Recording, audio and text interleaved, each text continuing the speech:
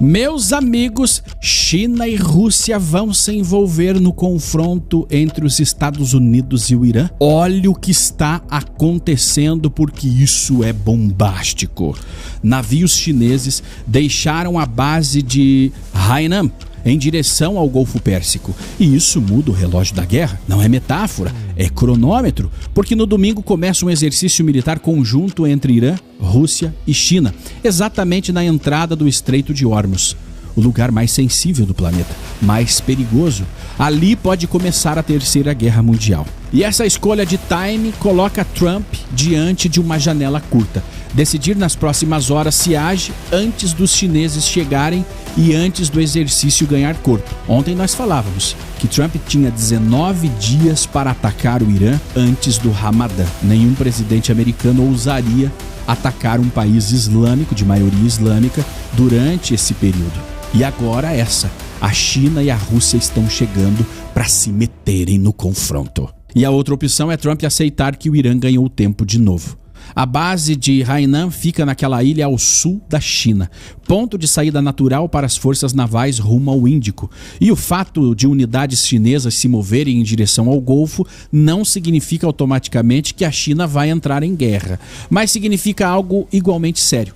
Presença chinesa em área crítica eleva o custo político e operacional de qualquer ação americana no mesmo espaço. O Estreito de Hormuz está ali, colado em Dubai. E qualquer fechamento, mesmo parcial, afeta energia, mercados e cadeias logísticas globais. O Irã é mestre em ganhar tempo, e esse exercício conjunto é exatamente isso, uma barreira de calendário e de complexidade. Se os Estados Unidos esperam a China chegar, o prazo da chegada do Ramadã também se aproxima, o que vai jogar esse ataque para depois de 30, 40 dias. Se o treinamento durar alguns dias, a crise avança para mais perto do Ramadã e existe um dado histórico. Agora, tudo isso não garante nada, mas cria fricção política. Resultado: a janela boa de decisão fica comprimida entre agora e o início do exercício. E depois disso o cenário vira um labirinto.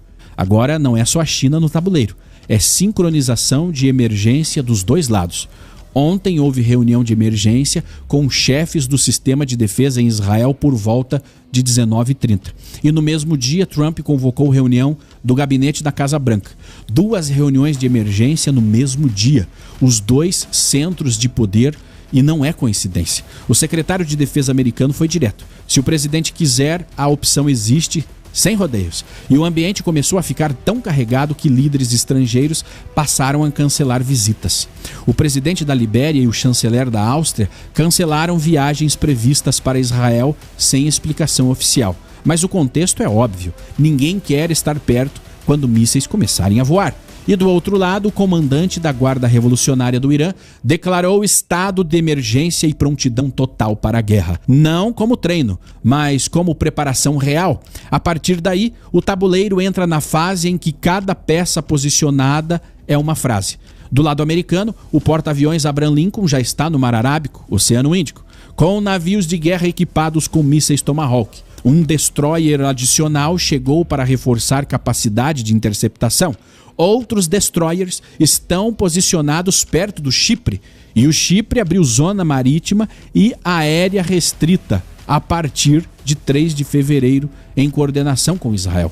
Juntamente porque a ilha pode virar alvo se a guerra escalar, já que caças britânicos e americanos usam o Chipre como ponto de apoio regional. Há indicações de submarinos britânicos operando na área, e entra um dado que amplia a gravidade. Os bombardeiros B-52, com capacidades nuclear, estão operando na região, com reforço de unidades, e cada B-52 podendo carregar até 20 mísseis de cruzeiros furtivos AGM-158B. Isso coloca no ar a capacidade de lançar dezenas de mísseis de cruzeiro de distâncias seguras contra alvos iranianos. Soma-se a isso E-11, reposicionado na Grécia para a Arábia Saudita, descrito como um roteador voador, de alta altitude, conectando voz e dados entre plataformas. Sinais típicos de preparação para operação coordenada em grande escala. E então vem a virada mais perigosa. Segundo reportagem do New York Times, assinada por Ronen Bergman, o Pentágono colocou na mesa uma opção que muita gente não esperava ver publicamente: infiltração terrestre de forças especiais em lugares nucleares iranianos. Não apenas bombardeio aéreo. Isso converge com o que já se viu na Guerra dos 12 Dias, infiltrações de unidades de comando, que depois foram reconhecidas por diferentes lados. E conversa com uma realidade que não depende de torcida. Guerra não se vence pelo ar quando o que está em jogo é infraestrutura subterrânea profunda. O que estava por trás do discurso inicial de Trump era pretexto, ajuda e resgate. De repente, o foco volta para o programa nuclear. Isso é sintoma de inteligência nova. A leitura apresentada é que o regime iraniano está no ponto mais fraco desde 1979.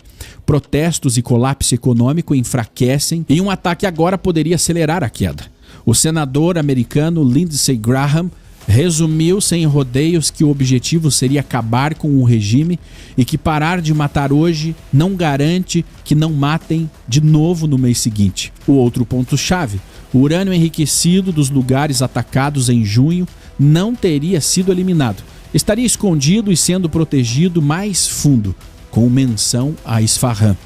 E o cálculo iraniano, após ver até onde bombas penetraram, seria cavar além do alcance. A própria avaliação estratégica citada sustenta que ataques danificaram significativamente, mas não destruíram totalmente. Centrífugas podem ser substituídas, cidades subterrâneas estariam intactas, grande parte do arsenal de mísseis não teria sido atingida. É por isso que a ideia de comando em solo entra na mesa, não para tomar Teherã, mas para destruir por dentro o que não caiu do ar. E enquanto isso acontece, o relógio político fecha por outra porta.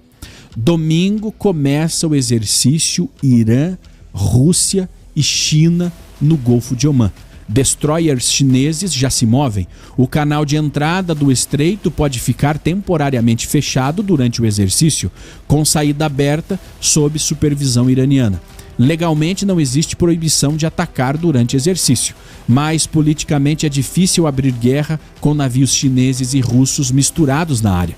Então a pergunta central vira prazo: agir antes do exercício e antes do Ramadã, ganhar peso diplomático, ou aceitar que o Irã ganhou dias preciosos para se proteger.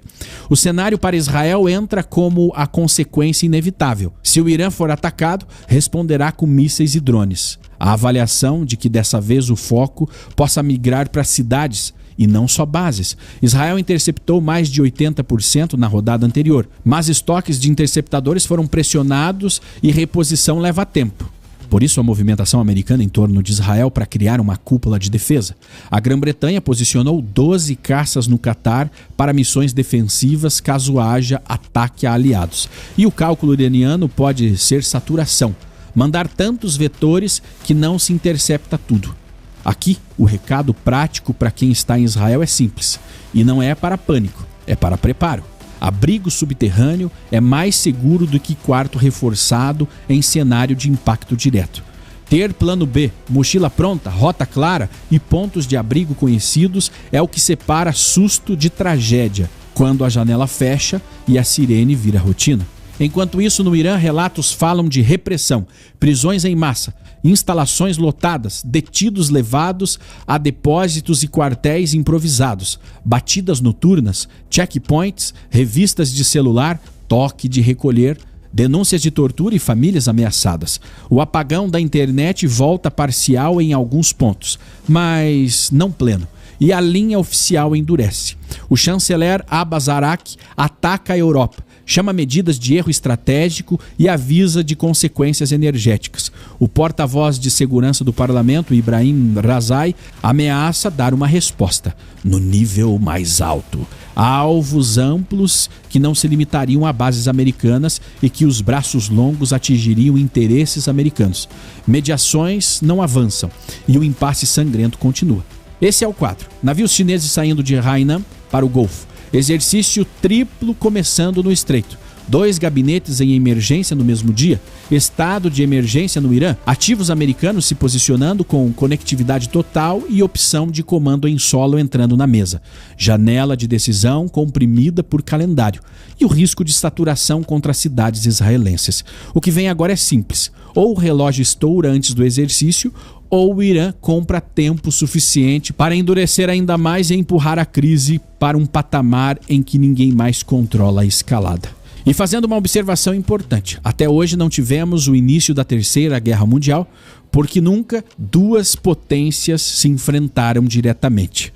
Mas agora nós temos os Estados Unidos de um lado, Israel ao lado, e do outro, China e Rússia entrando na zona mais perigosa do mundo, o Estreito de Hormuz. Qualquer erro de cálculo, qualquer ação mal interpretada pode desencadear um confronto global. É por isso que os próximos dias serão os dias mais perigosos da era moderna. Se inscreva no canal, ative o sininho das notificações, deixe o like no vídeo. Eu sou o Shimon Oliveira e te espero aqui. Até a próxima.